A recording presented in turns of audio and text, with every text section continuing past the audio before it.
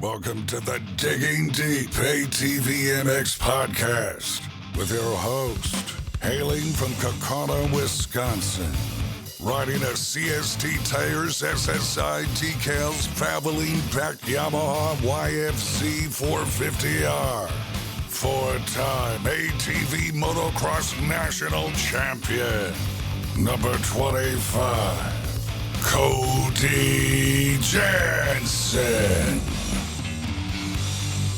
What's up, everybody? We're back. Welcome to the latest edition of the Digging Deep ATVMX Podcast, episode 161 of the Digging Deep ATVMX Podcast, presented by our title sponsor, CST Tires, in stock and available for purchase today at shop.csttires.com. I'm your host, Cody Jansen, saying hello to our nearly 284,000 monthly Digging Deep listeners in 114 countries in which you are listening, and this is our Digging Deep Tomahawk Review Show. Tomahawk MX, round 8 of the ATV Motocross Nationals, and a brand new stop on the tour in Hedgesville, West Virginia, delivered exactly the kind of curveball we anticipated heading into another thrilling weekend of racing. And let me tell you, the action did not disappoint. We have a ton to unpack from this one, but first let's quickly shout out all of our incredible partners. CST Tires, go to shop.csttires.com today. Yamaha, thanks to Blue Crew. Thanks to SSI Decals, Valvoline, DID Racing Chain, Lauderdale Steel Enterprises and Concrete Supply, DP Brakes, Impact Solutions, Ultimate Poly Products, UPP Racing, our choice when it comes to case savers, chain sliders, intake manifolds, and more, and Manscaped. Get 20% off and free shipping with code DIGGINGDEEP20 at manscaped.com. Whether it's the Lawnmower 5.0 Ultra, the GOAT of electric razor trimmers, my personal favorite, the Beard Hedger Pro Kit from Manscaped, or the best nose hair trimmer ever created, the Weed Whacker 2.0, get 20% off and free shipping with code DIGGINGDEEP20 at manscaped.com. Support all the great companies that support us, and for any products that fall through the cracks, click that Rocky Mountain ATVMC banner to help us out. It's that time of year. We both know you and your machine both need a little TLC, and no matter what off-road gear parts you need, Rocky Mountain ATVMC has you covered. But before you buy, simply click that Rocky Mountain ATVMC banner on our website. By using our specific link, we get a small percentage of what you buy on the back end, enabling you to help us out while purchasing the parts you need anyway. And did you know you can buy OEM parts from Rocky Mountain ATVMC as well? Yep, shipped conveniently right to your door. So click that Rocky Mountain ATVMC banner at diggingdeepatvmx.com to help us out while satisfying all your gear and parts needs. Shout out to all of our donors, and if you are interested in donating and hearing your name on the show, you can find the Patreon or Buy Me a Coffee donation links on our website. Major thanks to all who have donated, of course. Now, if you can't donate, but you still want to help us out, you can leave us a rating or a review on iTunes and Spotify, because that helps us out a bunch too. Now, it's showtime. The 30-second board is up, it's sideways, and the gate is down. Time to dig deep. Let's go! All right, guys, we are back here for yet another episode of the Digging Deep ATVMX Podcast, reviewing Tomahawk, a new stop on the tour here on this episode, round 8 for the ATV Motocross National Championship Series, and got two special guests for this one. Both of my most recent co-hosts on the show here, both were at the Tomahawk round of racing. Thought it would be a blast to get both of them on here to chat about it. First up, Billy Cottage joining us, brought to you by Rocky Mountain ATVMC. Go to our website, diggingdeepatvmx.com. Click that Rocky Mountain banner to order anything you need, gear, parts, anything in between off that Rocky Mountain ATVMC account. Billy joins us. He just about got the overall done at Tomahawk there in the 25 plus class, won the first moto, led the second moto. Billy, that was a good run by you, pal. First time out in 2025. It looked like you had some fun there. Yeah, I did. I had a lot of fun. We had a blast. And it's cool riding with them guys because everybody's kind of, safe, and we all have the same mindset, and nobody's going out there to smoke somebody else in a turn or something. So it was good. I just didn't, I ran out of gas, man. I was done in that second moto. When we came around, they gave us the white a lap early. So when we came around and it was white again, I look back and I had some cushion on third. I'm like, just go ahead. I dropped the anchor, man. I was rolling real slow that last lap. Oh, that's good stuff. It was fun. And that was kind of what stemmed me wanting to have both of you on, is because both of you were texting me throughout the weekend, reporting about the track and things going on and stuff. So that was a blast. That was a good run there for you, Billy. So also joining us, this guy brought to you by Valvoline and their ultimate line of power sports oil. Brian Jenkins joining us again, just like he was here last week. Loved what he brought to the show. Brian also raced there at Tomahawk. And Brian, you were looking forward to some of the conversations that were going to come from you being on the past episode. Were you able to partake in some of those this past weekend? Oh, absolutely. I mean, what stems from this, translates to the track, and everybody listened and on their way to the track and brought it up and had a few things to say and added different perspectives. So it was some great conversation, and it stemmed new conversation with people. And it was, a good time because of this being the track that it was, new, and nobody really knew what to expect. And then, I had given you the inside info that I had been there before, and I kind of knew what to expect as far as layout went. I just didn't know what the surface was going to be like exactly. So, that was exciting to see. And it was funny because, we got Billy with us. On the way there that night, I was delayed. I had a blowout. I had to fix a tire and then figure it out, get back on the route, trying to get there. I go down all these crazy back roads, and I finally pull into the track. I park, and I get everything situated, wake up the next morning, and guess who's parked in front of me? None other than Cottage. Nice. There goes the neighborhood. Brian, I feel so good about the fact that we nailed that mulch thing. That the way that came together, I felt like a genius, kind of. It did. It worked out so perfectly that, we were prepared for it as a possibility. And I wasn't prepared for it to the extent of what happened when we got there. Like, I know Billy probably has a different perspective. I heard a few times throughout the weekend that, he really enjoyed himself and he really liked that rough. I'm going to tell you what, though, and I stand by my statement and what I sent to you on Friday. That was, without a doubt, in my mind, the roughest track that I've ever ridden, with Redbud up until this point, the last time we were there, being the absolute craziest track I'd been on.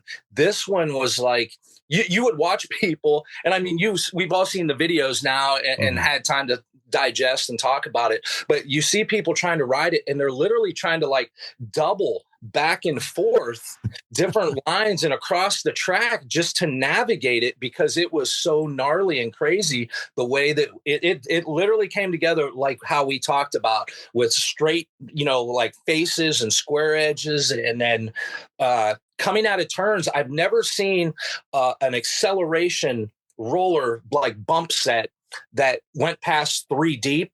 I'm going to tell you what, there was maybe 7 or 8 deep coming out of turns, and many of them, it was just brutal to try and hold on to, and trying to, you couldn't get out of every rut, but in certain areas that you could find some clean lines, but it was so hard to navigate there because of the train tracks that were created exiting. So it was a difficult race that challenged at least me on so many levels, because we hadn't had anything like that up to this point or for quite a while. Yeah, I mean, we previewed the possibility of this a little bit, but just like you said, I think that it was on another level than what everybody expected. And you right away were telling me like, man, this is gnarly. I've never seen anything like this. This is the roughest thing that I've ever seen.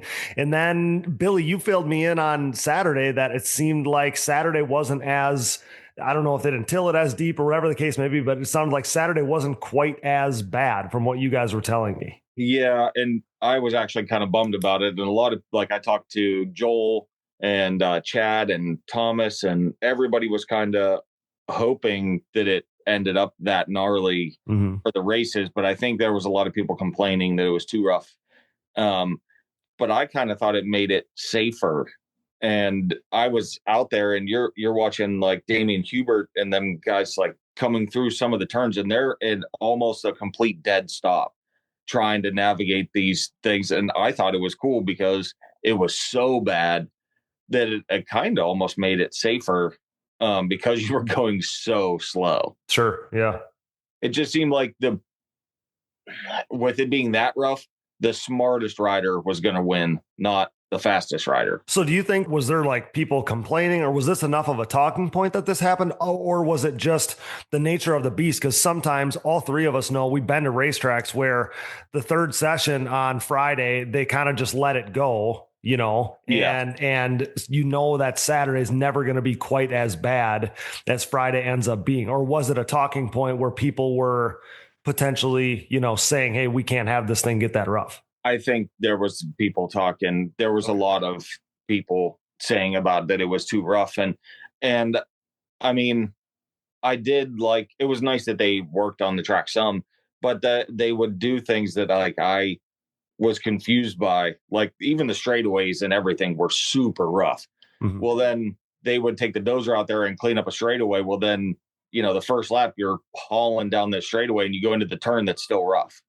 That was where, that's actually kind of how Joel and Joey Norris went down. Okay, that's a little sketchy. Yeah, you can't be going 1,000,000 miles an hour in a corner that's still rough as can be. Exactly. Yeah. So that I didn't like that. That's why I kind of was hoping they just left the whole thing and then you kind of knew what you were getting into the whole way around. Yeah. So, I don't know if this is an unpopular opinion, and I wasn't the one riding it, but it is kind of cool to have something different, which is kind of what, Brian, you and I previewed coming in that we didn't know what we were going to get. And then the track kind of ended up being an obstacle and a hurdle in its own, and the fact that it was different. And I think you kind of ended up seeing, we'll get into this obviously, but I think in some of the classes, at least, you kind of see the change up and the little bit of variance, throughout the classes, throughout the results, that probably came from this track not being cookie cutter like the rest. Yeah, it was, like I said, a curveball for everyone. Mm-hmm. And I think leading into it, just to expand upon your point, you and Billy were talking about it being rough. They had dirt bike practice right before we got there. I seen that on their site. So I think that lent itself. We all know that, when they're out on the track, it normally breaks down quite a bit more and it makes it deeper. So I think that Friday was a combination of that. And like what Billy was saying, I think there was a lot of discussion and there was some talk also because our lap times were so, beyond what they normally are. Mm-hmm.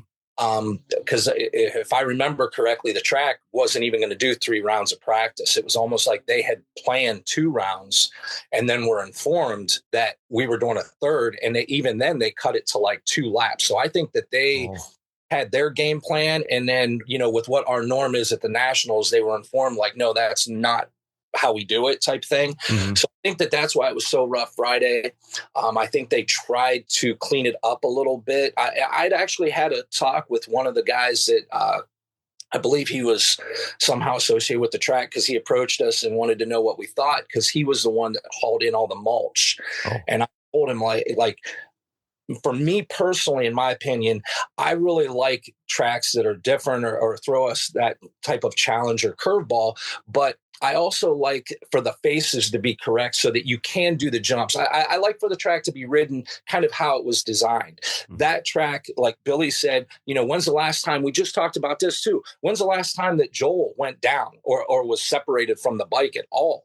Mm-hmm. And this track had crazy gnarly lips on the jumps that there was like 2 and 3 different lips. You didn't know when you were going to actually take off because you'd stutter bump all, like all the way up the face. Mm-hmm. So I would like to have seen the faces or at least the approaches made a little bit smoother, harder, more clay based so that you could actually do some of the jumps to get that all around feeling.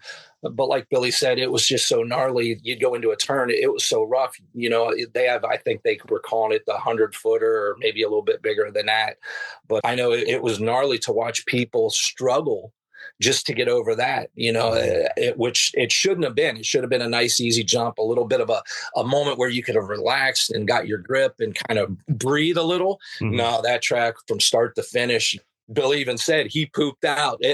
You don't poop out from a track that's nice and smooth and you can lay down laps. So that track presented all kinds of challenges for us because of how absolutely thick it was to try and even get to a base. And I think you're, just to explain to the listener, on a track with that much mulch and kind of something that's a different kind of surface, different material leading up to those jumps, right? Then it brings the mulch with it, which is why you end up dropping that mulch right on the face and having double lips and all those things, making it really unpredictable. And like you're kind of saying, Brian, never a moment to kind of relax yourself, relax your hands. You had to stand up everywhere. See, and I'll let Billy jump in here too, but some of the pictures and the videos that we saw of, like, you never see, I think the only track, I mean, maybe Sunset Ridge, you see like a corner where there's 3 wide, and we used to see it at Redbud as it got rougher and rougher, but that's how you know a track is really rough, when you'll have a line on the inside and the outside. And then as it gets worse, people start using unorthodox, lines or whatever to find a smooth spot. And there ends up being, I mean, there's photos of like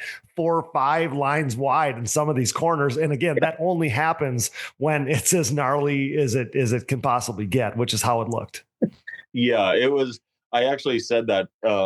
I was talking to my dad and Thomas, and I'm like, in the back, it's like 5 lines wide over there, because you just had to try and find places to go. And that, I think that's why I liked it, because I definitely am out of shape and haven't really ridden or anything. So the rough kind of wasn't great for that. Right. But I liked it. I thought it was fun just trying to pick lines and look and move. And, and like Brian said, with the faces, it's like there wasn't many jumps there, and other than that the big jump, the face was pretty decent, but all the small ones, it was kind of like a dragon's back, every one of them. You never knew. I was watching Joel on the jump, like kind of where he went down.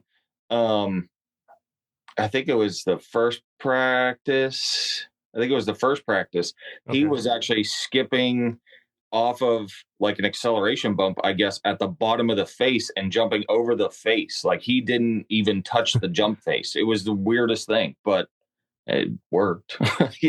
We've all been in those scenarios. You guys were in it last weekend. It's hard to ever trust a face when it's got those double lips. You don't really know which one you're gonna, jump off of. Yeah, it's just hard to trust and hard to relax. So let's get into some of the racing then, because we've referenced now a few times this get off that Joel happened in qualifying. He was quickest in the first session, and then he didn't log a faster lap at all in that second session. You guys filled us in as we, kind of didn't know what was going on at the time, that Joel ended up having a get off there. Brian, you were the first one to tell me that Joel had suffered a crash. What happened there? Were you able to see what had happened?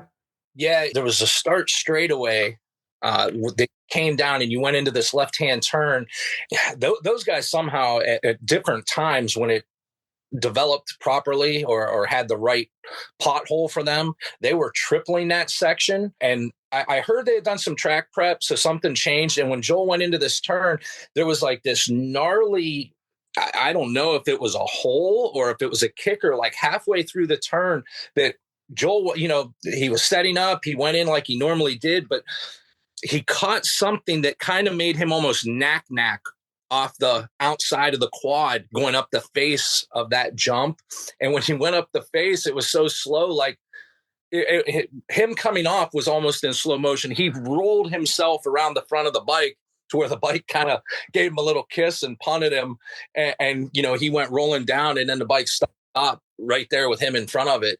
And I think it was just because of either a big hole that had developed or like a little kicker mid-turn that they weren't counting on, because they were trying to accelerate through that to have enough momentum to get over that triple if possible. Okay. That's the fastest line that, obviously they were trying to set that. So I believe that was the same thing that Joey hit, if I'm not mistaken. It's just when he hit it, he was carrying enough speed that the bike, he got lift off of it, but the bike kind of wanted to tuck and roll on him. I did not see Joey's. I just heard about that one, but Joel's I did. And it was weird. It was like, I couldn't believe that he actually came off the bike. But Billy said that they cleaned that straight up. That would kind of make sense, that they carried all that speed into it. And then the turn hadn't been equipped to handle that kind of speed that they would have been carrying down through there. So yeah, I get that. And Billy, I don't know if you've seen it.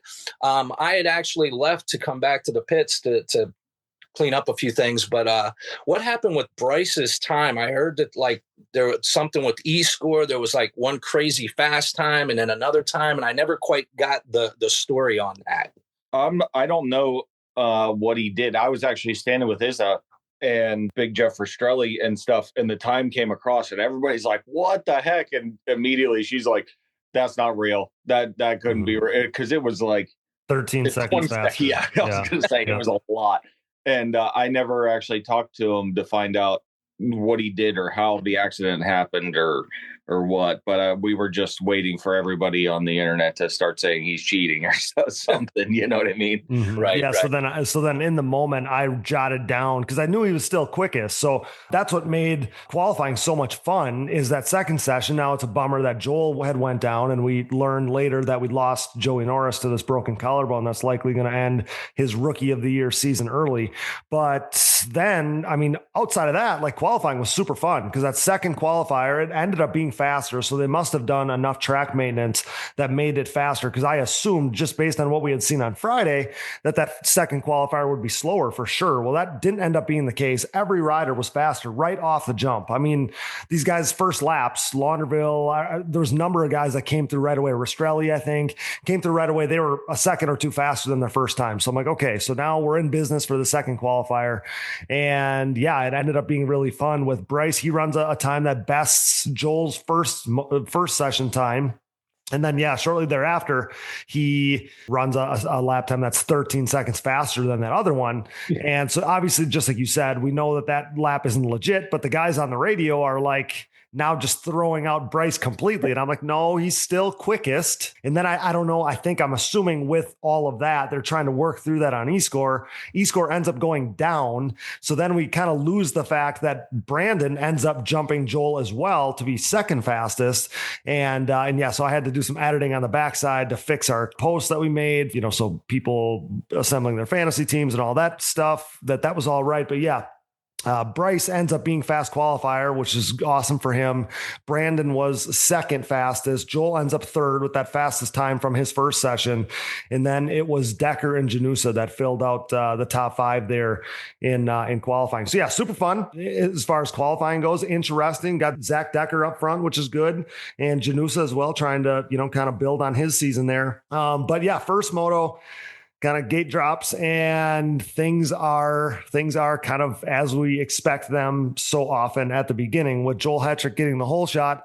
In the back of my mind, I'm kind of thinking, are we going to see any effects of this crash? Like, because obviously we didn't know anything at that time. So thought it would be interesting to see what was going to happen there.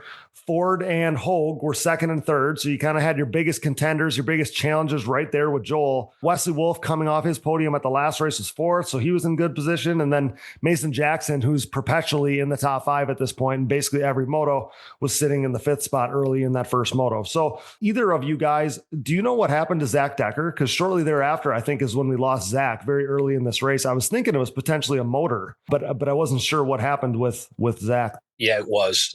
He came around the one lap, and it did not sound well at all. It sounded like something was going, and then wasn't long after that we seen him being towed off, which was such a bummer because he had such a good weekend going. Like, I've been rooting for Zach ever since, he had that horrible crash at Gatorback. I felt like that kind of knocked him back a few pegs, and I was waiting for him to show those flashes of brilliance again. And this weekend, it looked like he had it, like he was riding with some flair and he looked really good. But a motor took him out of that moto, if I'm not mistaken. Okay. So I thought that was what I had heard at one point, but I wanted to clarify, have one of you sign off on it. And yeah, it is a bummer because especially, when you're sitting fourth in qualifying, like we all know, you're feeling good early in the day. He's obviously feeling good going into that first moto. And then, his day gets sunk, at least as far as overall goes, pretty quickly there. So early in the moto, Bryce was keeping pretty good pace with Joel early and kind of keeping him honest there. I think it was just like 3 seconds ish was the gap on lap 4, I think. And around that lap 4 mark, Bryce was actually the fastest rider on the track. So he was doing pretty good there early in the first moto. Chad Wienen made the pass on Mason Jackson for 5th. We kind of saw Chad for the first time there, putting himself in the top 5. And then he got by Wesley Wolf as well. So then he was sitting 4th there, which was a good spot to be for Chad. And top 3 ended up being kind of spread out then in that first moto. We had Joel out front, Gap, Bryce, Gap, and I think it was 7 or 8 seconds, in the midway point there, back to Brandon Hogue. So they were kind of split up there. But then we saw Max Lindquist, who at Buds was very notable. I think we did a good job kind of outlining how good he was at Buds. He came ever so close to getting a podium there, and kind of similar here. He was heating up late, just like he did at Buds Creek, and he ends up making the pass on first. It would have been Jeffrey Rastrelli. Then he gets Mason Jackson. He ends up getting up to the 6th spot. And Billy, we saw Max heating up there late, and that was fun to see because, there's no quit in this guy, but it just felt just like Buds. He didn't get quite as high as he did at Buds where he won 4-4. But in this first moto, you had to know, as that track got rougher and rougher. And I had this guy on my fantasy team for this exact reason. On a rough track like that, you can't count out Max Lindquist. That's how he likes it.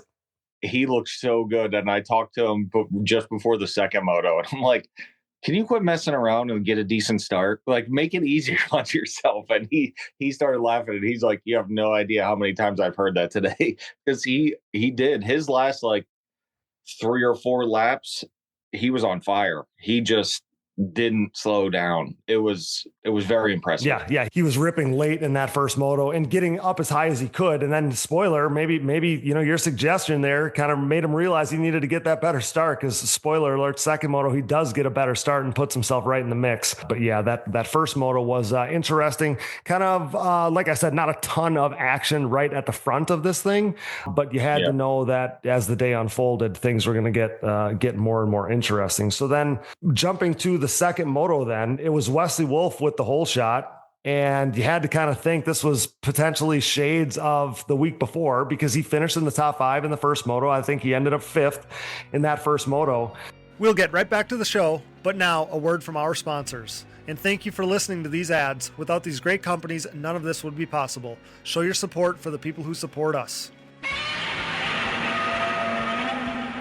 The official tire choice of Digging Deep, CST tires are the choice of ATV racing's elite on the track, in the woods, and every other terrain. CST tires swept the ATV racing world in 2022 as Joel Hetrick, Bryson Neal, and Bo Barron rode their Pulse MXR and Pulse HT tires to an ATV Pro Motocross title, GNCC XC1 Pro title, and 10th ATV Pro Works Racing title, respectively. Led by champion Joel Hetrick and podium contenders Bryce Ford, Jeffrey Rastrelli, and Nick Janusa, CST's Pulse MXR tire is the most trusted tire in ATV motocross today. Available in soft and standard compounds, the Pulse MXR offers the highest level of traction, most predictable cornering, and superior wear characteristics when compared to the competition. And did I mention they have a contingency program as well? Visit shop.csttires.com to join the CST takeover today, or prepare to be beat by someone who did. The best of the best choose CST.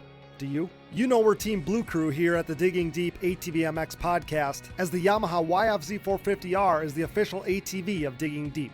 In a move started by 8-time ATV MX Pro Class National Champion Chad Wienen, who with his next championship will become the winningest champion in ATV motocross history, we are living in ATV racing's YFZ 450R era. Alongside Wienen, 7-time GNCC XC1 Pro ATV National Champion Walker Fowler welcomed a pair of new champions to the Yamaha Champions Club, as the podium-proven Yamaha YFZ 450R proved to be the winning choice for Joel Hetrick and Bryson Neal. This unprecedented success for the YFZ 450R, its unrivaled quality and performance, and the clear fact that Yamaha is the leading OEM supporter of ATV racing has resulted in a complete Yamaha takeover within the sport quad market. Evident by the continuation of Yamaha's Blue Crew Racer Support Program, Yamaha riders will once again cash in on payout and prize opportunities in 2023, including a chance to win a brand new YFZ 450R. For more info, head over to YamahaBlueCrew.com. Follow Yamaha Outdoors, as well as the new Blue Crew official channel on social media,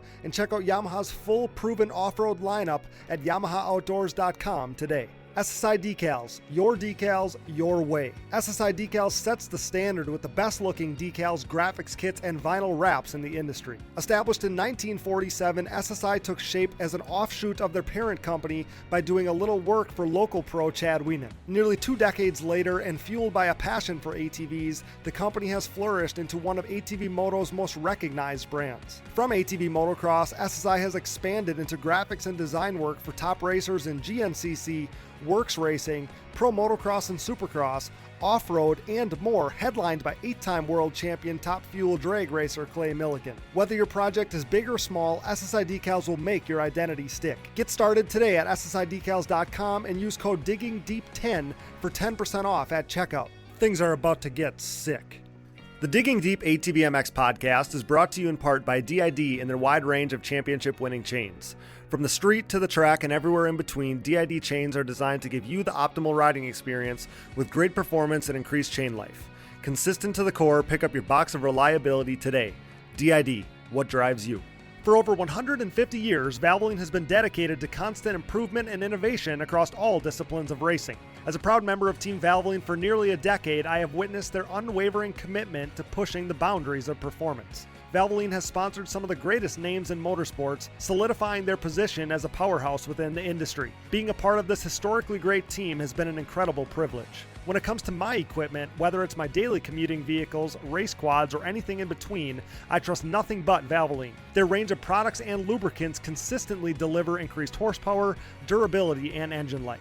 I'm excited to announce Valvoline's breakthrough in performance, Valvoline Ultimate Power Sports. With up to 8 times stronger rust protection and 50% better wear protection, this cutting-edge formula ensures your ATV's engine runs smoother and longer for the ultimate ride.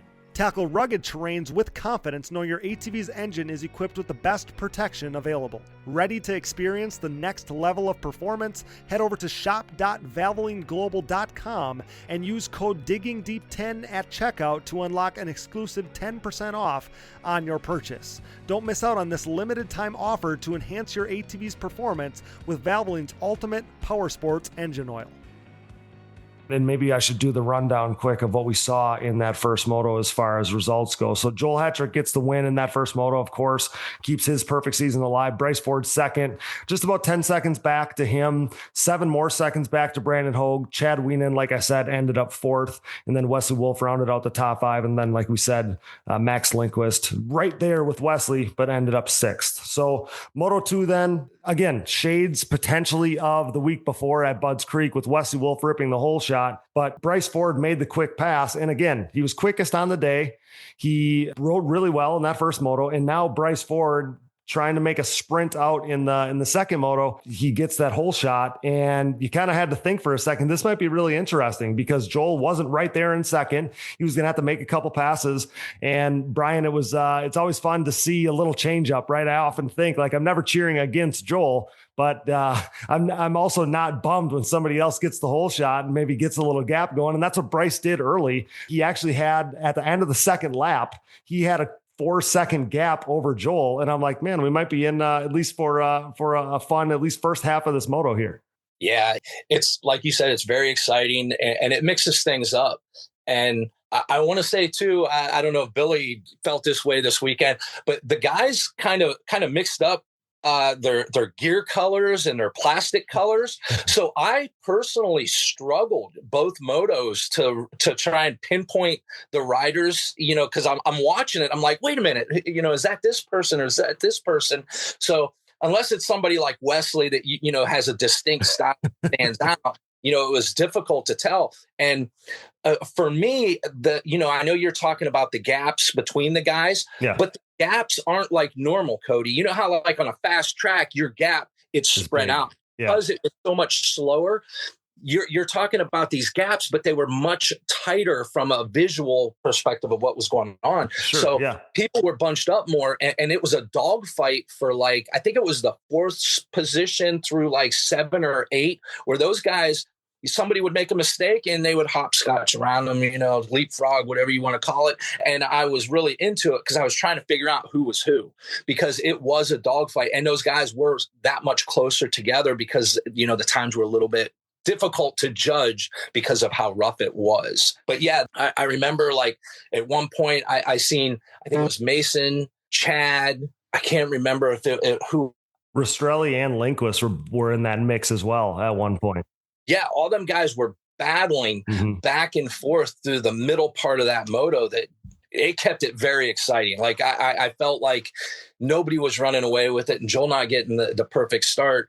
It made it interesting and it made it worth a watch. 100%. Yeah. I made a note on our play-by-play online of, I think it was after Chad would have moved into the 4 spot, but I had made a comment about the fact that this race for the final top 5 spot between Mason Jackson, Jeffrey Estrella, I guess it would have been 6 because Wesley was still sitting 5th, but that battle between Mason Jackson, Jeffrey Estrella, and Max Lindquist, who was at the back of that train at the time, that was going to be a really fun battle to watch. And obviously we then see Lindquist kind of move up past those guys, but none of those 3 guys were going to give an inch. And yeah, that was a fun battle to watch there. So like you said, in credit to the Rated MX feed and, all that Michelle does, but yeah, you could see like these gaps didn't feel as big. You're exactly right, Brian. You're hitting the nail on the head. It never felt like everybody was way spread out, but also in that first moto, it felt like, because you know how it is, track's gnarly. These motos are long, they end up being 22, 23, 24 minutes long for some of the guys. So,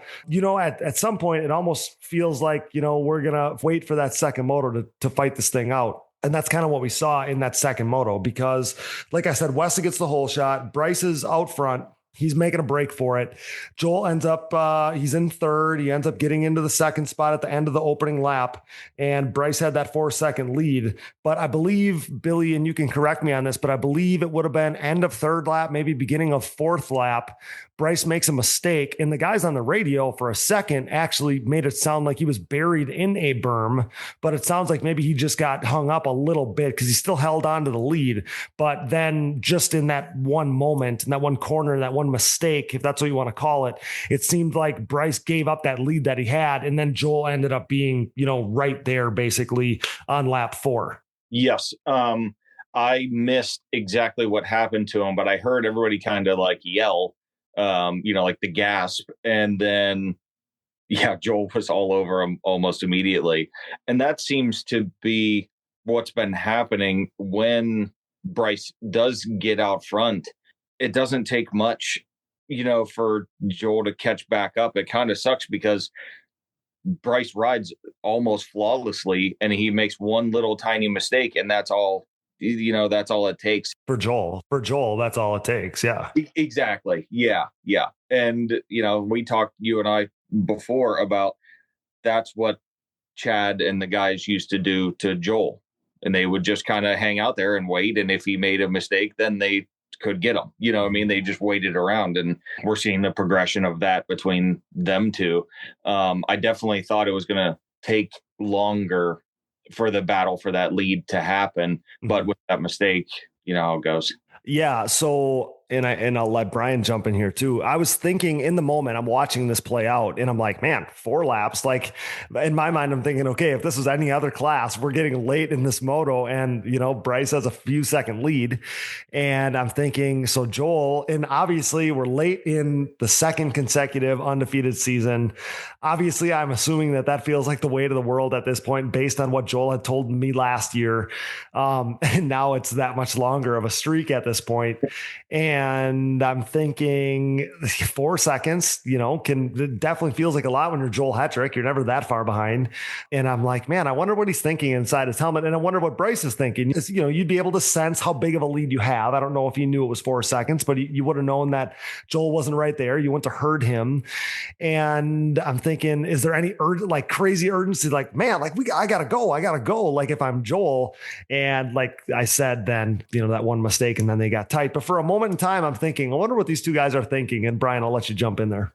That's interesting because I was kind of starting to run scenarios through my mind. Okay. And I felt like if that would have happened like 2 laps later, I felt like that would have played into Bryce's favor so much, because I wondered if Joel started to feel that sense of urgency because it had stabilized almost that gap, because Bryce was riding really well.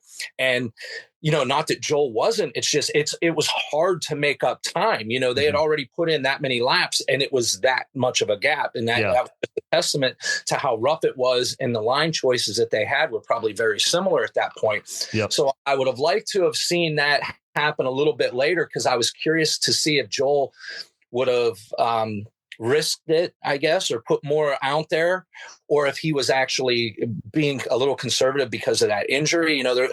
We can play the what if games quite a bit, but it would have been very interesting from a fan standpoint, our standpoint, spectator, if that would have happened a little bit later, to see how Joel would have actually responded to that and what he would have laid down to try and go after that at that point in time. So I was bummed for Bryce. I felt like, he's been putting in the work, he's been putting in the rides, and, like Billy said, it's just a small mistake. And when you got somebody like Joel behind you, that's really all it takes. So it played out from there that, Joel was obviously able to get that pass, but those guys definitely separated themselves this weekend. And they showed that they do the work week in, week out, and whether it's their setups and everything's on point to be there. So it was impressive because I was there. Even though the track got progressively better throughout the weekend, whether that be them figuring out the prep and just kind of going off of the feedback and trying to fix the bad spots, the track progressed, got faster, and we've seen that throughout the weekend. So those guys, I felt like, not that it was easy, but very difficult to go fast and to find things that nobody else could see out there. Yeah. And I think that you were kind of hitting on exactly what I was thinking, because I thought if it just would have happened just a little bit later, at least the scenario would have been a little different. And maybe would have had Joel thinking about it a little bit. I think this happened so early in the moto, and maybe I can lean on my past pro experience on this, that if I was, buried in the pack and I had guys in front of me that I knew I should beat, and I'm scrambling to make passes early, I'm not thinking at all about, how late, how much time is won in the moto. I'm not thinking about how rough it is. I'm not thinking about any of that. But I do remember at times, like at Redbud or Sunset Ridge or some of the Etchicani, some of the rougher tracks, like mid race, I might be thinking like, man, got a lot of time left in this moto yet, even though it's, it's really rough and whatever. And I think that this happened early enough that maybe Joel wasn't thinking too far ahead at this point. But yeah, so the interesting part of this, kind of showing how quick these two guys were going, because just like you said, you two both did such a great job of hitting on the fact that all it took was that one tiny mistake by Bryce for this gap to just go away. But it shows you how quickly both of these guys were going, because when Joel made the pass, this duo had 17 seconds on the rest of the field, and it was lap 4. Like, just unreal that these guys just completely checked out on the field that early in the race. And again, it just took lap 4 to get that big of a gap. So Joel then, and I don't know what else we got to say about this, we just talked about it, but Joel then, in the laps that followed that, as Bryce maybe started to feel the effects of, the track or whatever, he had a moment to think now that, he was in second, but also knew he had this giant gap on third. Joel goes on to be the quickest rider on the track by 4 or 5 seconds a lap for the next few laps after he got into the lead. And that is absolutely absurd. Like, I cannot freaking believe that that's what we're talking about, is a dude going that much faster than everybody else on the racetrack. And we kind of touched on, and I think both of you, but I know that Brian brought this up on the last episode, is we wanted to see what Joel was capable of. And in the moment, I'm thinking this is some of it. Like, we're not on a racetrack where he's, it's a smooth track and he's able to just go up freaking a million miles an hour like he's capable of. But in that moment, we were able to see what Joel was capable of on a track this rough in comparison to the rest of the best dudes on the planet. And it was in the form of being 4 or 5 seconds a lap faster than anybody else at the midway point of this, or near the midpoint of this race. And yeah, that was in the moment, I'm thinking this is what Joel's capable of, being that much faster than everybody else, which is absolutely insane. And that's probably a lot to do with, his conditioning and how much he rides too, because this track, I really enjoyed this. We referenced the WPSA previously, and it brought back a lot of the old feelings and memories of something like that, because this track was very long. Like the layout, I really dug it that it was that long for us. I would have just liked to seen a little bit more hard pack sections, here and there for like leading into the jumps and whatnot, just to allow you to have everything at that track. Like, when you go to a track, you want the gnarly turns, you want the rhythm sections, the tie-ins, the jumps, and just the ability to do all that stuff. This track had that. It was just so gnarly that we weren't able, at least me, I wasn't able to do all that this weekend. But that's a testament to Joel and his fitness and training, because with the track being that long, he was able to showcase that. And like you said, 4 or 5 seconds a lap on a long track, not just brutal, but that's going to showcase that for sure. And him and Brace, they got a cheat code, I guess. They're out there going Mach 2 and showing you, the fast lines, and then you go out and try and take it and you can barely hold on. So yeah, I get it. So it's fun that you brought up the WPSA, because obviously we talked about it on the last episode. It seems like WPSA comes up so often. Billy and I have talked about it a number of times too. But I thought to myself, I wonder if anybody's getting WPSA vibes from this weekend, just because, again, the mulch thing, which I know was we saw at many tracks back then, Taylorville and a number of others. Billy, did it feel WPSA-ish at all to you last weekend when you were there? Because obviously, we were all around back then in the WPSA era. We talked about it fondly pretty much every time we get together. Did you have any WPSA vibes last weekend?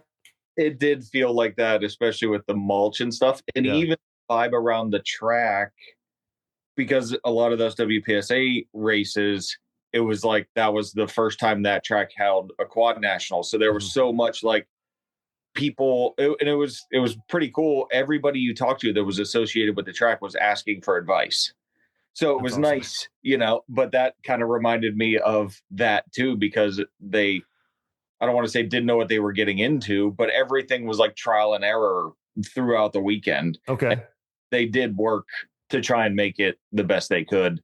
There was definitely a lot of people out talking and asking opinions and things like that. So I thought that was cool. But yeah, the WPSA vibes are cool to get every once in a while. And it's a little throwback to the nostalgia of my golden era. Yeah, same. I've been on this show pounding the table for years about I would never dog on going to some of maybe a lesser known track that is going to make this their biggest event of the year. And I really like that. And I think that is somewhat, what you guys are talking about with what happened at Tomahawk. So really cool thing. And again, cool to give some vibes of the era that we'll forever be, so fond of and always remember. Like, I think the word WPSA or the acronym or whatever comes up pretty much on every show. So yeah, always fun that comes up. So as this moto's playing out, Moto 2 here, WW Wesley Wolf, he's dropping back a little bit. So did Brandon Hogue at one point. He drops back from 4th,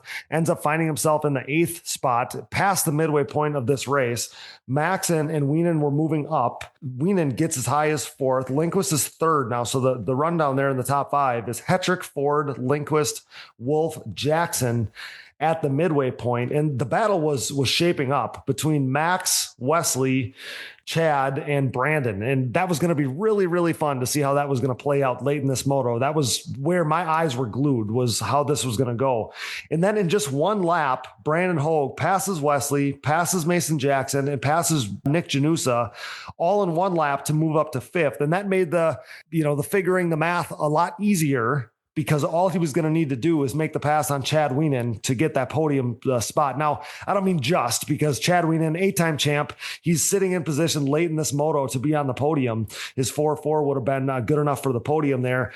But eventually, Brandon Hogue does make the pass that clinches it. The math is easy at this point, and that's how the moto would finish there. But Billy, were you cued in on that late in that moto? Obviously, you have some serious cheering interest here with Chad, because obviously we all love Chad, but also, your brother-in-law, Thomas Brown, is wrenching for Chad. I would assume that you were cued in on that because, again, I know we had this big thing with Brandon on the last episode, longtime friend of mine, all these things, but I got this balance too of like, man, I'd love Brandon to get it, but like, I don't know how many of these podiums we're going to have, left for Chad. So like I was torn there and my heart was torn, but I'm assuming that you were cued into that. There was some racing going on for that final podium spot there. And it was about 4 riders wide at one point. And then it ends up, Brandon makes those passes. It ends up coming down to Chad and him. And I didn't see the pass that Brandon made late, but I was thinking, I'm like, man, if Chad's got anything in him to try to make it hard, he's got one more lap to hang on to this thing. Brandon makes the move and earns that spot. But I'll ask you about how that played out, because again, I'm assuming you were cued into that like I was. Yeah. Brandy was standing up there with us. She came up for the race with Thomas and she was doing the math the whole time. And we thought he had it. And I thought Hogue was done. I didn't know what was going on. I don't know what got into him at the end, but out of nowhere, they went by and we're like, where the hell did he come from? So then we're watching him make the passes and it was an incredible ride at the end. You could tell he drained the tank at the end of that moto because he was looking pretty rough on the podium. And I'm sure there's still some effects from that heat stroke where he had it, but I'm sure that's not great.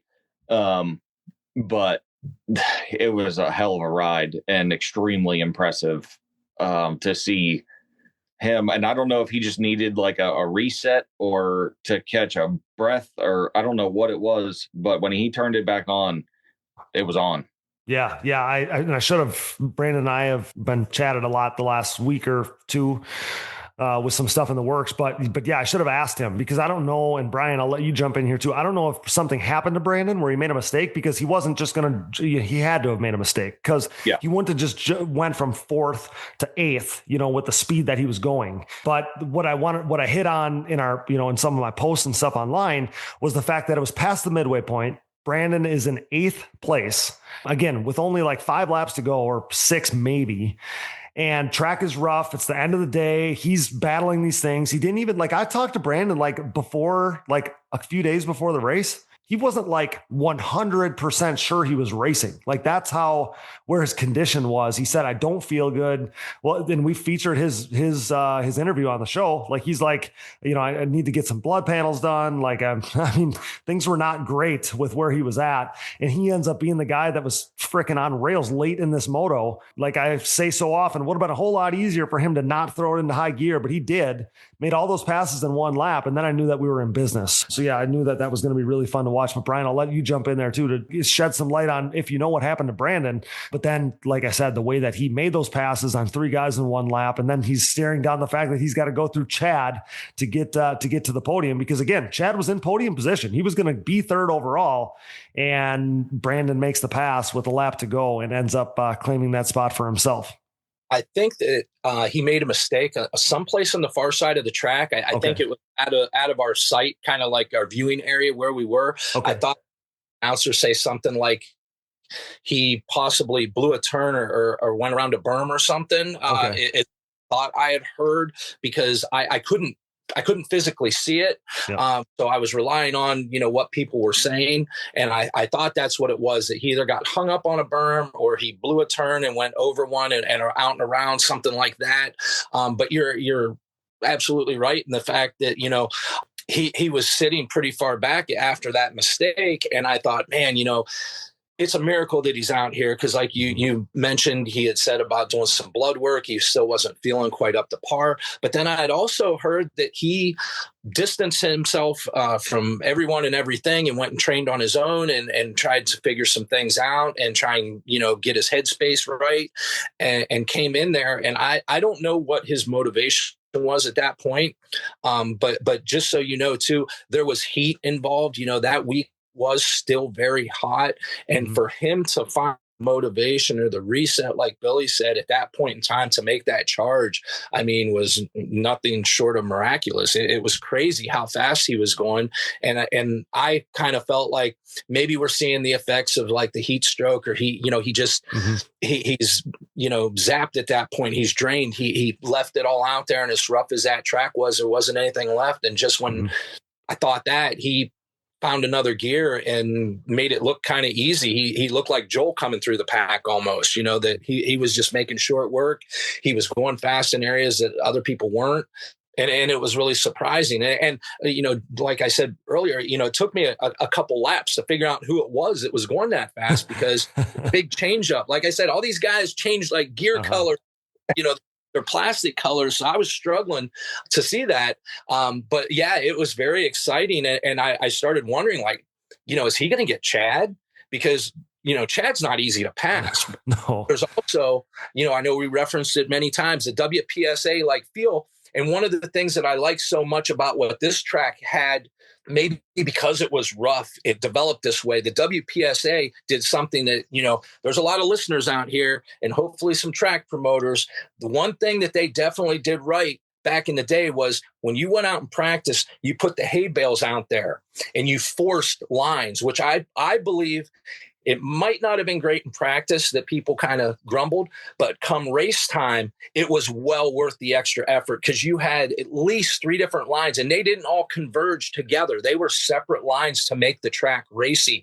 And so Brandon had that ability because of the track being rough. He had different lines to choose. So I think that also helped for him to be able to navigate those, watch Chad, figure out where Chad was going and committing to, and able to pick a line and commit, because you couldn't really hop out of some of those. So there wasn't a lot of, like, I don't want to say riding wide or blocking, but you couldn't do that. You chose the line and you were committed. So if you were faster at that point in time, you were able to pick a line and you were able to go around. So kudos to him, because whatever he found, I mean, that was just amazing to watch. Yeah, so that's something, and I know that this isn't a sand track, but it developed, rough. It got rough like a sand track typically does. And I often think about the fact that you can't hide on a track like that. You can't hide on a really rough track, because just like you're saying, there's not just a line or two. There's lines everywhere. As like we talked about earlier, as the track gets rougher and rougher, people find unorthodox lines. There's more lines to be had, and for that exact reason, there's passing being made. And you're exactly right. On a different track, Brandon might have not been able to go past 3 guys in one lap, but he was able to on this track because the track, allowed for it. So crazy that he was the guy on the move late in the moto like that. I think I had the exact same thought, Brian. I thought that we were seeing, I'm like, okay, so Brandon was second fastest in qualifying. He finishes 3rd in the first moto. He's obviously on point, on pace for a potential podium day here. And as I watch him fall down the leaderboard from 4th to 8th, midway, halfway through this moto, I'm like, man, fairy tale day is kind of over, because this podium, next podium he gets, it's going to be as important or more meaningful than any he's ever had, based on everything that has happened recently. And I'm like, man, his fairy tale day is over. And then all of a sudden 8th to 5th in one lap. And I'm like, okay, now we're back in business. So again, though, then he needed to go through Chad Wienen, and that's no easy thing. So yeah, it's awesome to think about that. We interrupt this program for a special news bulletin. The following message is brought to you by Manscaped.com. The Manscaped engineering team has outdone themselves this time, creating the Lawnmower 4.0 trimmer, now available for purchase in the US and Canada. Join over 2 million men worldwide who trust Manscaped, an official sponsor of the Digging Deep ATVMX Podcast, with this exclusive offer of 20% off and free worldwide shipping with code DIGGINGDEEP20 at Manscaped.com. I'm one of the first people to try the new 4.0, and I am blown away. This thing is next level.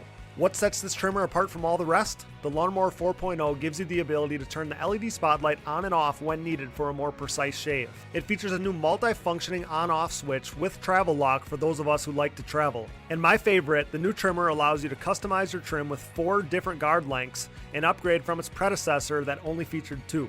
If you're listening, you know that good tools are a must, so wait no more to get the best tools for the job.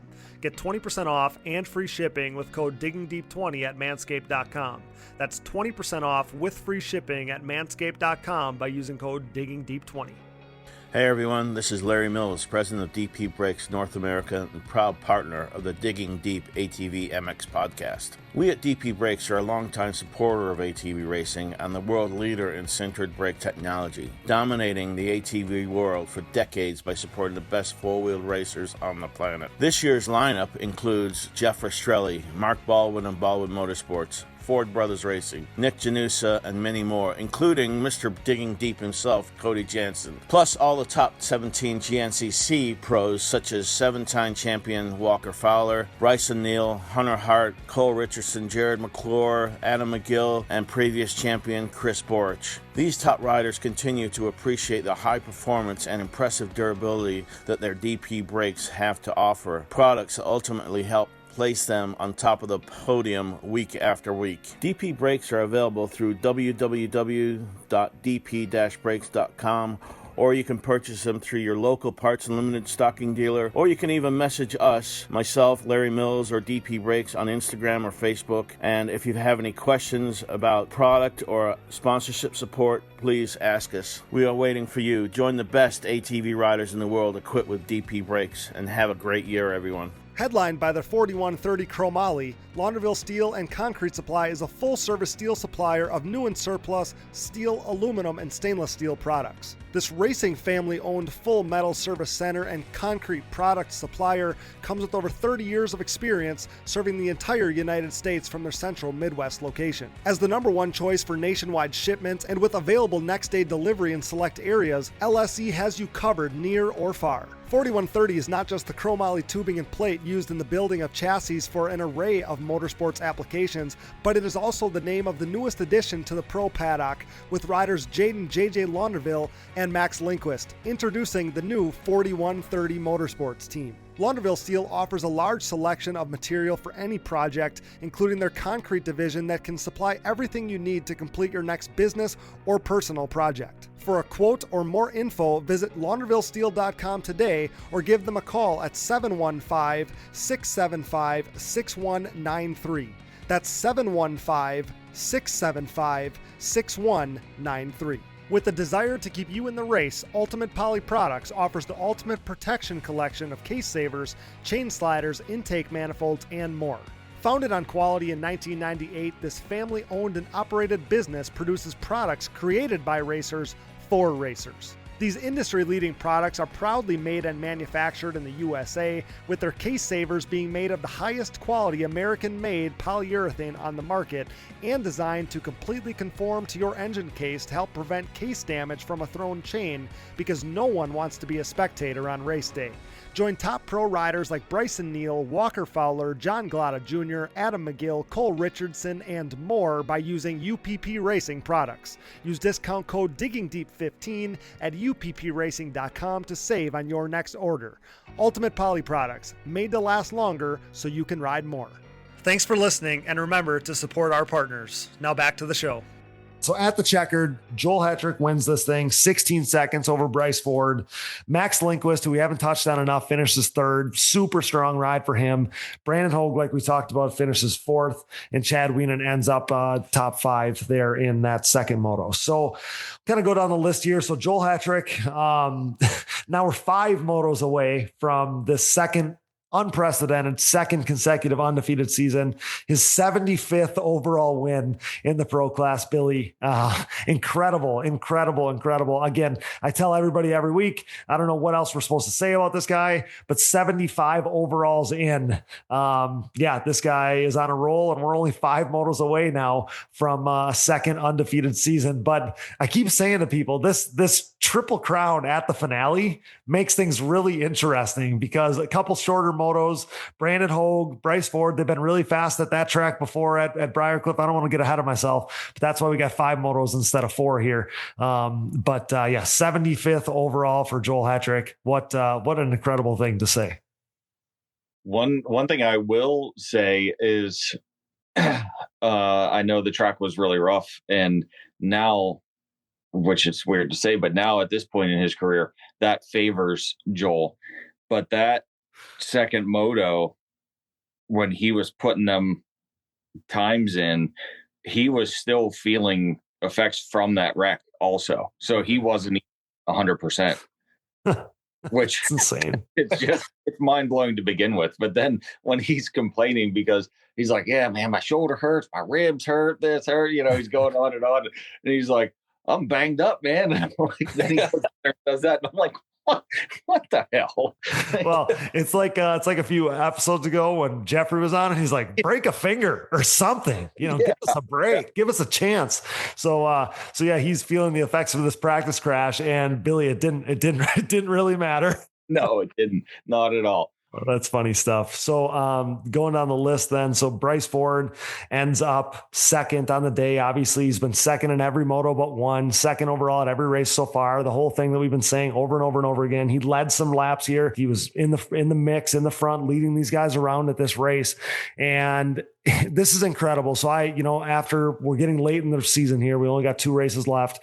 But after this last race at Tomahawk, I'm kind of looking at the points and doing the math. And I'm like, if everything stays according to plan, goes according to plan, things go as they've been going. If Bryce finishes second at Pleasure Valley, and I know there's a lot of ifs in that sentence, but if he finishes second at Pleasure Valley, this championship is going to go down to the final race here, especially being a Triple Crown. That's the difference. That makes it, more points are available. 60 points will be available at that finale. But where I'm going with this is the fact that Joel Hetrick is undefeated. He's won every moto this season. The fact that the championship is still only 47 points after Tomahawk is such a testament to how good Bryce Ford has been, where you can basically pencil him in second, just like you can pencil Joel into the top spot.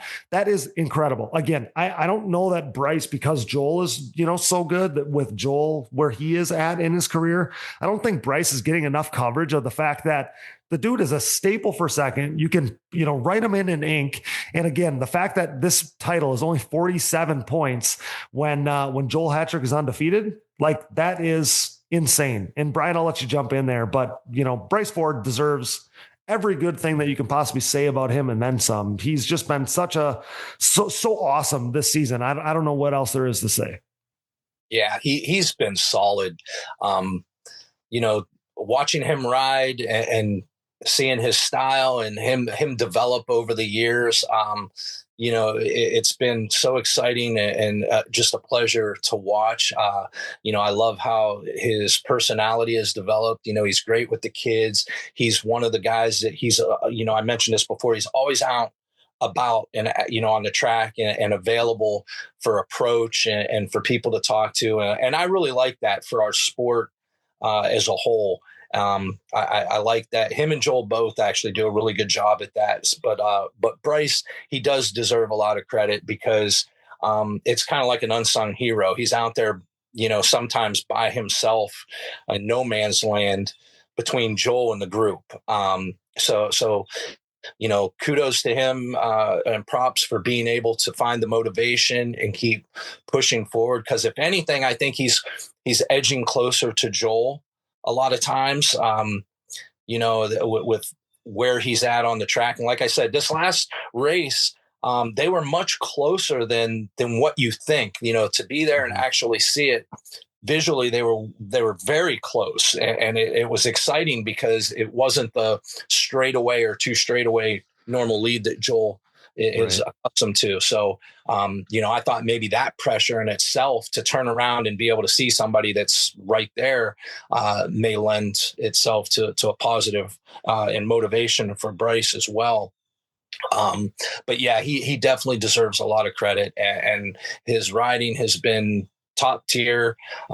He hasn't had any problems to speak of. He's been solid. He makes very few mistakes, and the ones that he does make are just very, minor mistakes. But like we've all said, when you're riding with somebody like Joel, Joel, if he makes a mistake, he covers it up pretty well because doesn't seem to lose a lot of time with it. So, I'm always rooting for a Bryce that he is just a stellar rider. I mean, I can't say enough good things about, most of these guys are like that. I root for all of them. I love to watch the racing. I love to see them guys battle. And I'm really excited for that Triple Crown again. I mean, that's been where the races have been at for me, because it's so much tighter, that it makes it exciting from, first all the way through eighth, that those guys are just banging and making turns every, few turns, or even on the straightaway. It just depends on how the track develops. But yeah, those guys, it's awesome to see. And as a fan of, the sport and all these guys personally, I love to see it. So I'm happy for what we have left on the schedule. Pleasure Valley, I think, is going to be a great one. I think that's going to be a great battle, and Briarcliff as well. If Brandon keeps riding this wave that he's on, that could set these two next guys in the running order to possibly throw a monkey wrench in there at Briarcliff. So it's exciting. Like, we're not going to be able to sit back and let this one go. We're going to watch all the way to the last moto of the year, because that's the type of racing that this is these guys do not give up, and they're going to battle all the way to the end. I mean, we all know that. Look at these guys, how hard-nosed they are. Wesley, Rastrelli, Brandon, Mason, none of these guys are giving up. So I'm excited, and I can't wait to see it. Mm-hmm. Yeah, I agree. I think that we got a lot of racing left out there, a lot of battles that we're going to see yet. Those tighter, a little bit shorter motos at the Triple Crown will be awesome. But just tying this up on Bryce, I ended my little post the other day by saying he's not just chasing greatness, he's becoming it himself. And that really resonates with me. I really feel that for him, because I'm sure we're all competitors. You all want to win. It doesn't no matter what we're doing, but you want to win. But for Bryce, I'm sure like he never leaves the racetrack psyched because he's second, but at the same time, his level is so much higher, it seems, than it's been in the past. It's higher than everybody else on the racetrack. Again, to be second at every race, I'm assuming that he doesn't get that super high, like he's the winner. Cause I guess, he's not winning, but at the same time, he's beating so many world-class guys that I want to give him enough flowers, because he's been awesome. So he goes second overall. Brandon, obviously we talked about him at length. He goes 3-4 for third. Awesome for Brandon. 16th podium of his career. I would argue that it's probably the most meaningful or most cherished of his career. So we'll see how things are going to go the rest of the season for him. Like I said, we got some stuff in the works for and with Brandon. So more on that in the future here. Fourth overall on the day was Max Lindquist. He was absolutely awesome. Sixth in the first moto. He was racing forward, gets as high as sixth. A little bit better hole shot in the second moto, like Billy referenced earlier, ends up getting himself into the third spot and then carries out third for the rest of the moto there. So he led his tier in ATV Fantasy, and Max Lindquist was rock solid. He was awesome. Chad Wienen ends up fifth overall. We talked about him as well. 4-5 for fifth. He was in podium position, and that was some close racing there for the podium with Brandon Hogue, Max Lindquist, Chad Wienen. Wesley Wolf was also in the mix there, but Chad ends up settling for fifth overall in the day with 4 or 5 moto scores. And that was a step in the right direction after the way things looked at Budds Creek. That was a really good day for Chad. Wesley Wolf ends up sixth overall, 5-7 for sixth. Just didn't have it. It didn't seem like in the second moto there after that hole shot, but still a solid day for Wesley, 5-7 for sixth overall. Mason Jackson, a little bit of an uncharacteristic day where he just wasn't quite as, we saw him in and near the top 5, but just wasn't at in those main battles inside the top 5, I would say. So Mason ends up 7th overall, 7-8 scores on the day. Nick Janusa, he ends up 8th overall, 10-6. That second moto was really good for him, but 8th overall on the day for him, still building, but this is better than some of the rounds have been. Kevin Starr was really good, I thought. 9th overall on the day for him, but he was moving forward in that first moto. He ended up 8th in the first moto, moto, ninth in the second moto, ends up on ninth overall. But that was a really good day for Kevin. And then Jeffrey Rastrelli finishes out the top 10, 9-11 scores on the day for Jeffrey. So not probably the day that he wanted, but we got a really interesting battle going on in the points for the top 5 spot. And it's kind of meant just to kind of tie a bow on the guys that we all just mentioned, because we got a pretty good battle going on here between Mason Jackson, who's 4th right now, 231. And then 5th is Max Lindquist with 228. So 3 points back. Brandon he's sitting in the 6th spot, 227, 1 point back of Max. And Wesley is 1 more point back in the 7th spot. So we got 2 points essentially separating 5th, 6th, and 7th. And those guys are 3 points behind Mason Jackson, who's sitting in the 4th spot. So what I'm getting at is we got, 4 or 5 guys, because Jeffrey's just a little ways back from those guys with 212. But we got a handful of guys all battling for 2 spots essentially inside the top 5.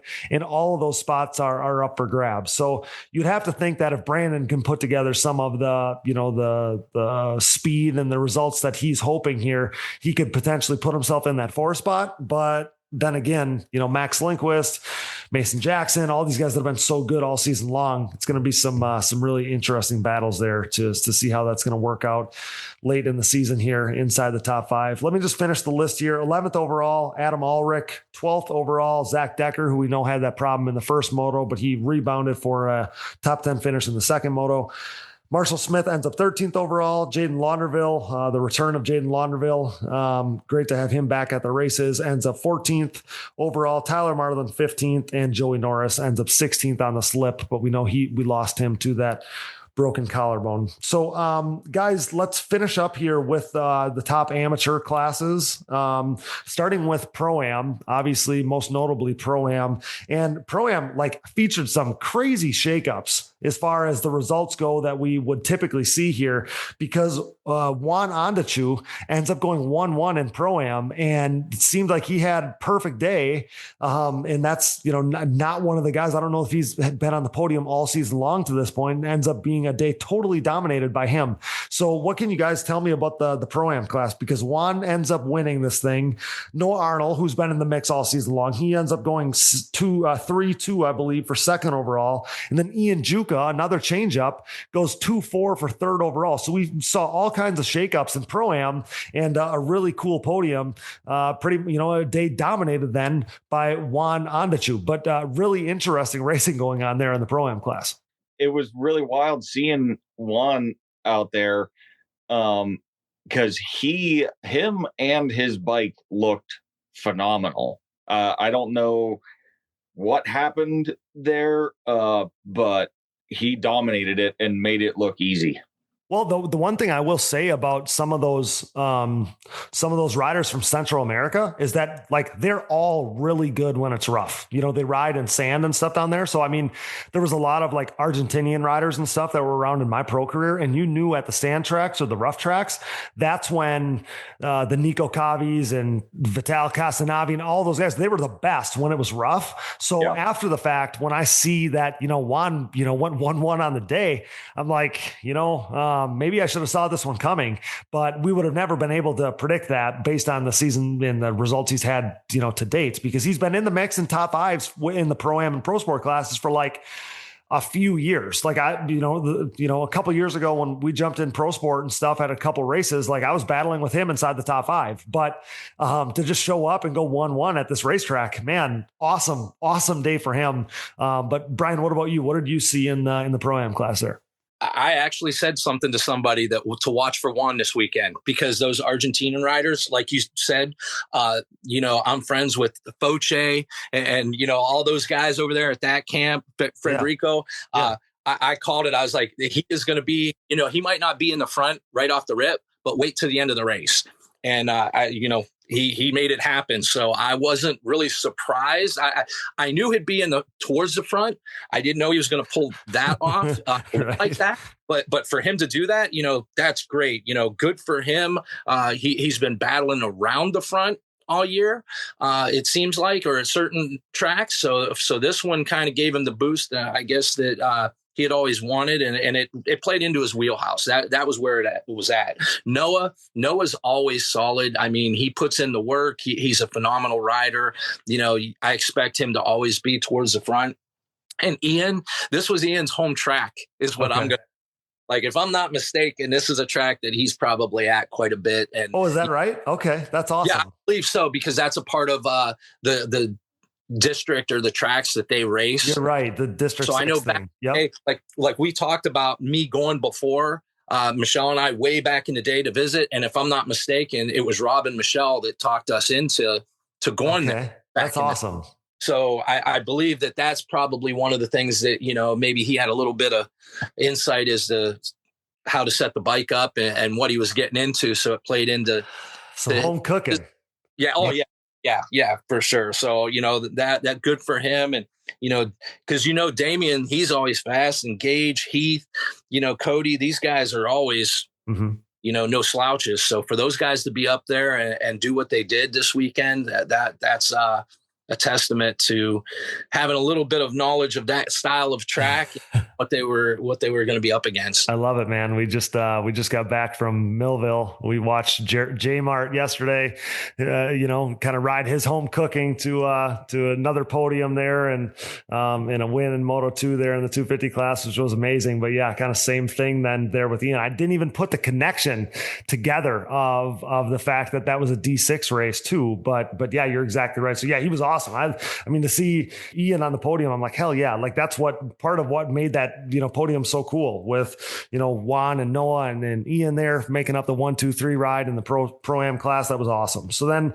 pro sport was a little more, I don't know, what we've seen, I guess, in the races leading up to this, because Damian Hubert's been on an absolute heater. So he wins another overall there in pro sport, going 2-1. Noah goes 1-2. Noah Arnold, he goes 1-2. So he's been in the mix all season long too. And then Heath Hanna goes 3-4 for third overall. But that one was a little more standard. That's why I'm like, okay, because these classes are so similar, right? So pro sport, you know, Hubert, Arnold, and Hanna, you know, not that different than what we've seen all season.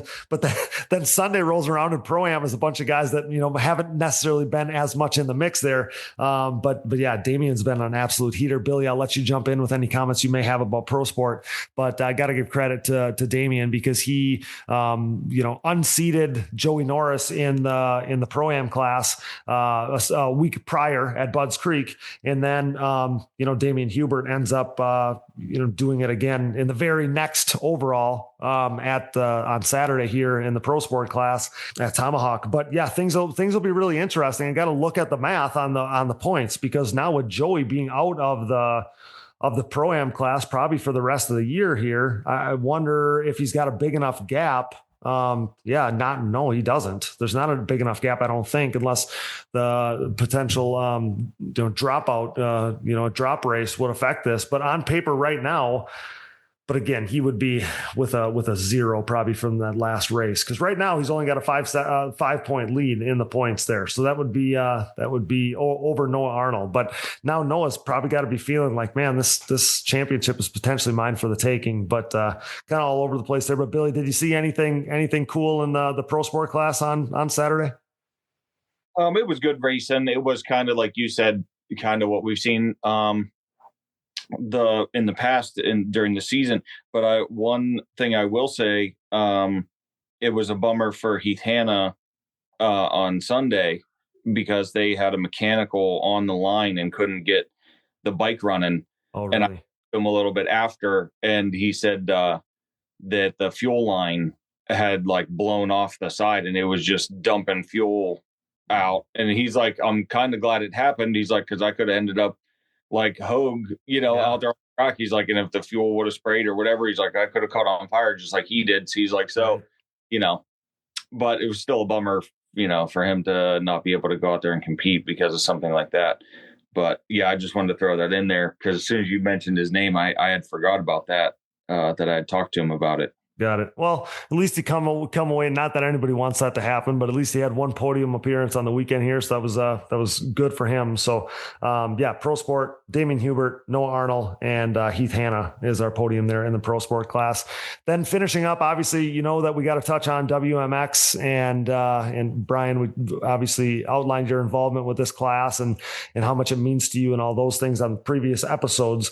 But this was a weekend all about Emma Ray, and I had, thoughts coming in. I knew that she would likely be very good on a rough racetrack like this, just knowing how strong and physical that she is. But yeah, Emma Ray goes 1-1 on the weekend. Kinsey didn't get the starts that she probably needed to make it interesting. She goes 2-2, and then Tegan Bratcher finishes out the podium 3-3.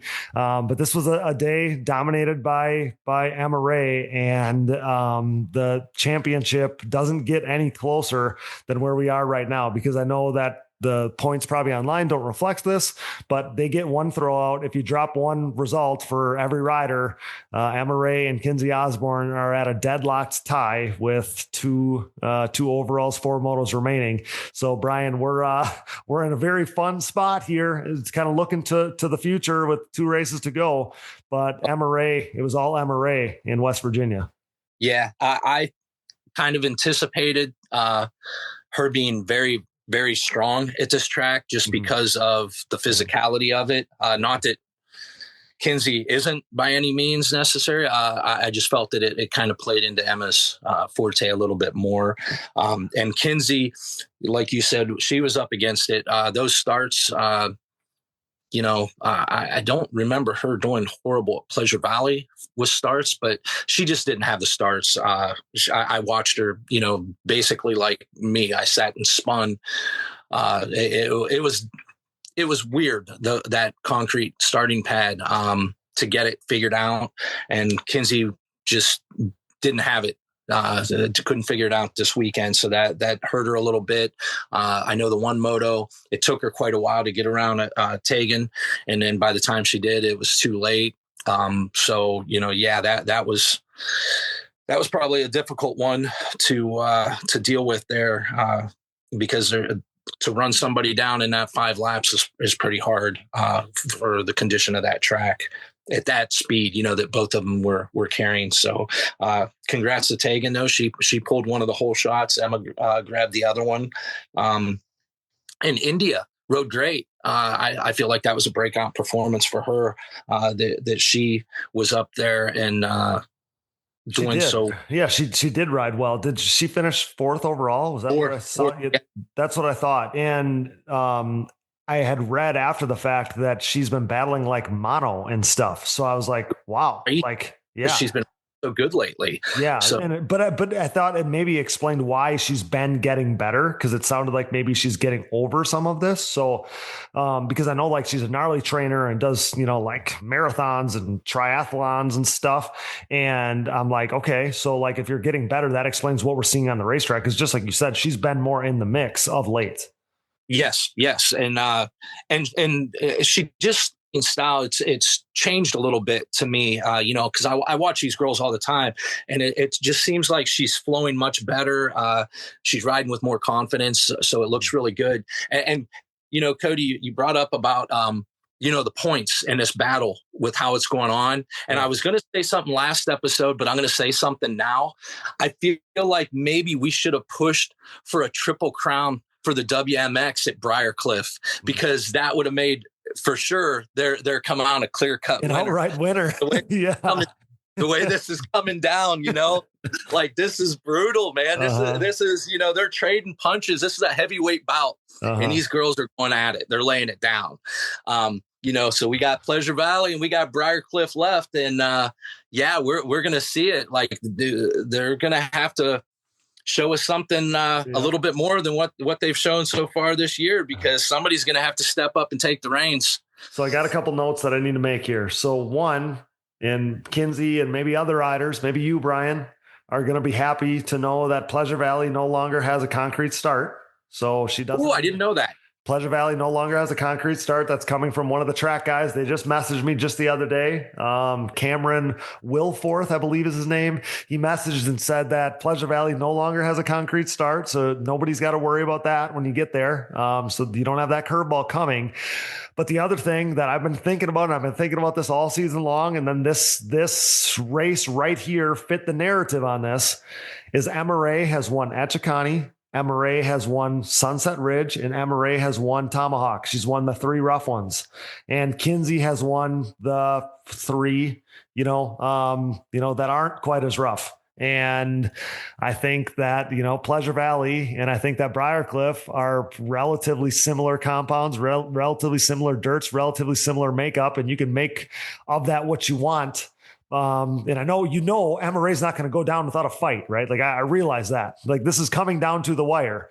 But if we look at trends, I think, the ball is not in either rider's court, but the way Kinsey's been riding on some of these fast racetracks, these hard packed racetracks, I think that she could put herself in good position. So it's going to be awesome to watch coming down the stretch.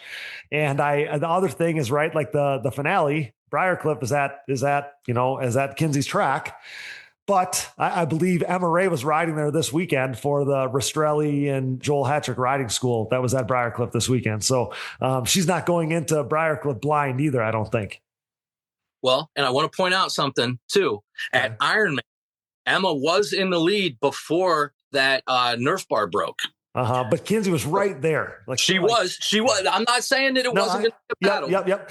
And I'm glad you brought it up, Ryan, because I thought that myself. Now, I think you could argue that Kinsey was faster, but you're right. She was in position with a half a lap to go to win that one. And you're exactly right. That's why I'm saying it's not like this is like, I don't want to present this as like, one so much better than the other, because even this weekend, I think if you're Kinsey and you're Kinsey's family and you're that, her squad, her team, you're thinking, if I would have got better hole shots, I could have won this weekend. That's definitely how they feel. So nothing's cut and dry, but at the same time, Kinsey's been really good at the hard pack tracks, I guess is what I was getting at. And you know what? I want to bring up one more thing. Yeah. Hopefully I don't get any backlash over this, but we've been very fortunate this year. Weather. And I almost don't want to say it out loud, but remember we've said before, what if? Yeah. What if? Because we've been very fortunate. So I don't wish that on anybody, especially because I race too. And I'm not that rider guy. I'm not that person.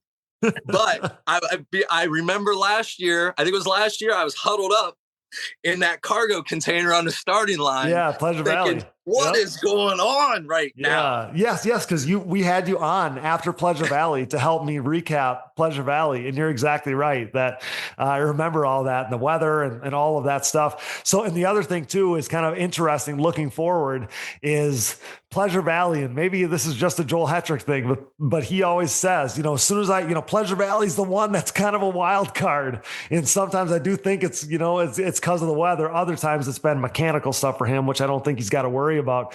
But Pleasure Valley has been an event affected by weather in the past for sure. Yeah, we never know what we're going to get. And like I said, it plays into making it exciting though. Like you said, this is a battle to the bitter end. If I had to say like who I think the tracks are going to be better for, I'm definitely going to say Kinsey, because at hard pack, she just seems to have the edge, we'll say, when it comes to a track like that. Yeah. I'm not saying it's speed or whatever. Maybe it's just choosing lines because that's what she grew up on. So I definitely feel like Kinsey has the advantage going into these last 2 rounds. But like you said, you can't ever count Emma out. And then the factors that are always there that we can't control. So I do believe now, knowing that without the concrete start, that's going to be a help for a lot of people. But I don't know that that's going to be, overly one way or the other. I just think it's going to equal that playing field a little bit off the start. So we're going to see a tight race from start to finish. It's going to come down to who makes mistakes and kind of, once again, unfortunately, to me, it seems like this year the tracks, and I don't know why they've developed like this or what happened that they did. A lot of the lines come together on exit, and I don't like that. Hopefully, there's some split lanes here, and there's some things that they do that curbs that, because just like this last round, I felt like that was some of the best racing we've had all year, even though the track was that rough, because the lines, they stayed a line all the way throughout. So you had three different lines to choose. And I just think that if we go into Pleasure Valley and Briarcliff and there's distinct lines there that you can't jump out of and kind of block or play that wide game, it's just going to make for better racing, and the faster person's going to make their way to the front. Well, we know that Jeremy always has Briarcliff tuned up mint, and Pleasure Valley, I think is always a really solid racetrack. And we know at least the off-camber thing has about four lines wide, right? So there's no hiding on no hiding there. Factor. So looking forward here, give me, we'll start with Billy. Give me a prediction, some kind of prediction, rider to watch, something that you think that we're going to see at Pleasure Valley, pal. I think at Pleasure Valley in the pro class will be a Mason Jackson podium. Ooh, I like it. Yeah. Okay. What about you, Brian? You know what? I'm going to go off the cuff, and I'm going to say Max. Max is due. Max. I just feel like he's been pushing, and he's been making improvements. And if he can, maybe Billy go have that pep talk with him about the starts again.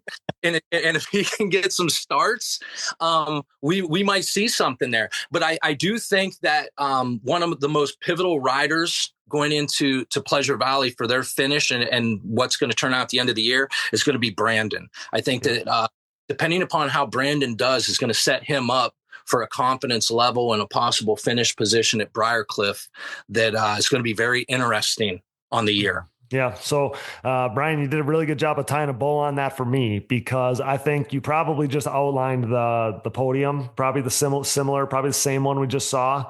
I'm going to say Joel Hetrick, Bryce Ford, and Brandon Hogue are your podium guys at Pleasure Valley, because I do think that so Joel's good everywhere. Bryce is good everywhere. He's proven to be. Brandon, he's at his very best. Now, this past weekend is a curveball, but he's his very best on hard packed fast tracks. He always has been that way.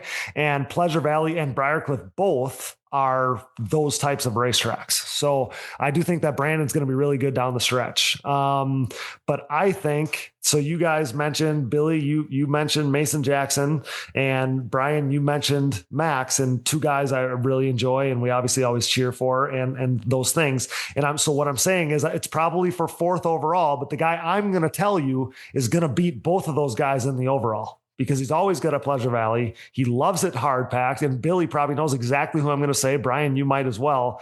It's Jeffrey Estrelli. I think Jeffrey Estrelli is going to finish fourth overall at minimum at Pleasure Valley. I think he's the guy. He had obviously things didn't go the way he wanted to this past weekend.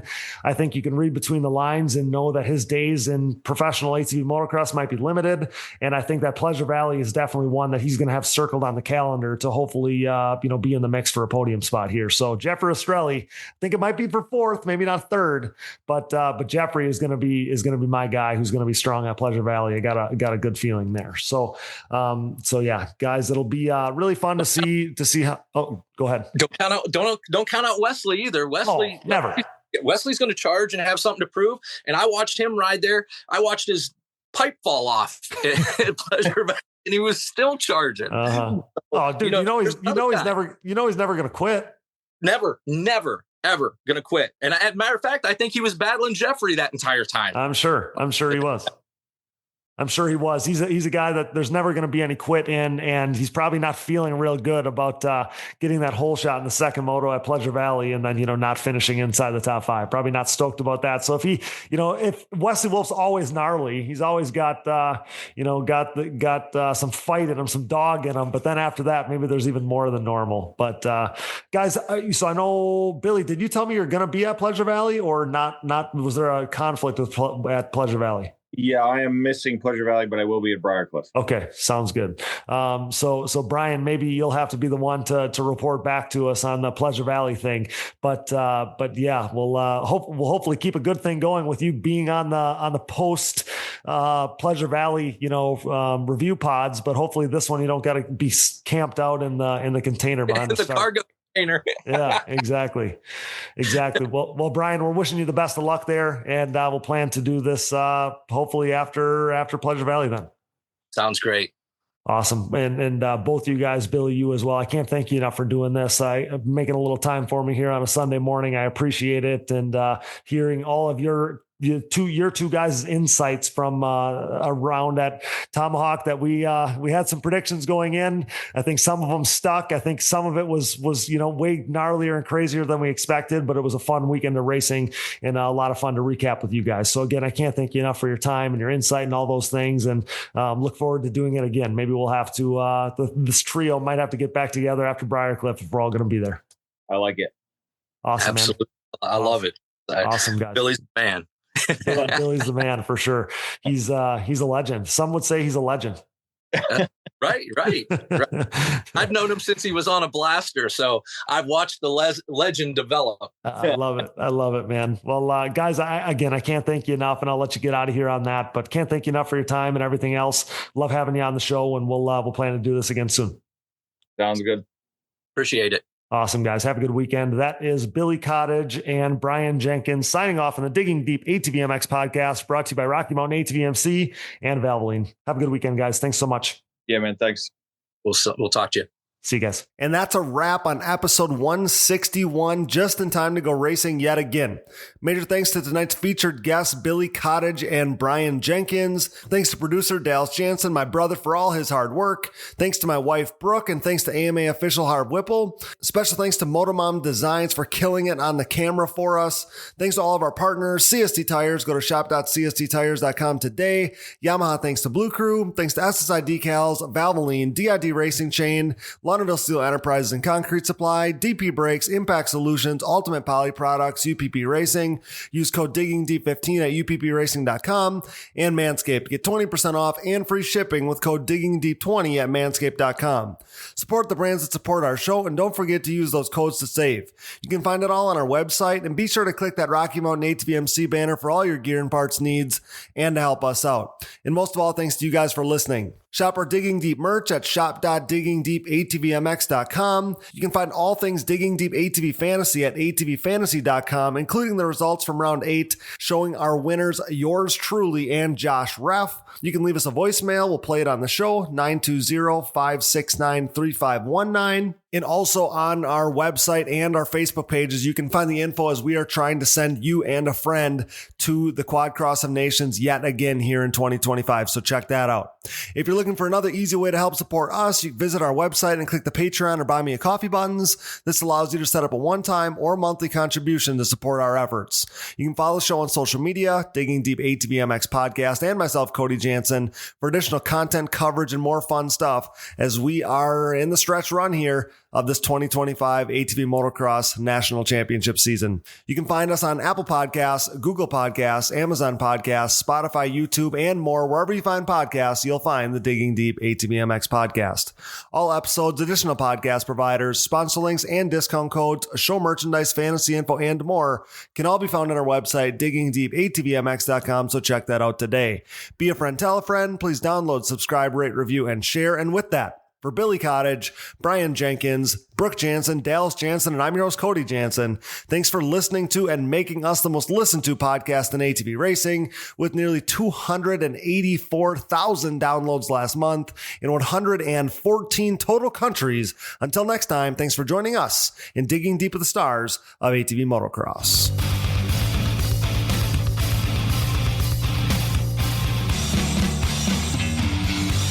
Things are crashing and burning here at the Digging Deep podcast, much like the Titanic. Those guys were hauling ass, for real. I remember watching Doug Gus, I don't know who it was, Steel City, running the same times Friday afternoon as James Stewart was on Sunday back then. It was mental. I've never seen quads go that fast. Quad leaders are freaking gnarly.